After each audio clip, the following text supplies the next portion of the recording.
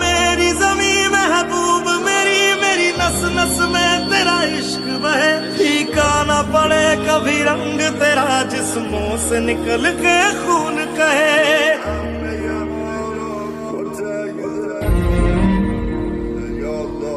من به نظر این مسئله الان اهمیت نداره. اون چیزی که الان برای ما مهمه سلامتی خدای رئیس جمهوره که همه ما هم اینجا جمع شدیم مثل همه مردم ایران نگران तेरी मिट्टी में मिल जावा गुल बन के मैं खिल जावा इतनी सी है दिल की आरज़ू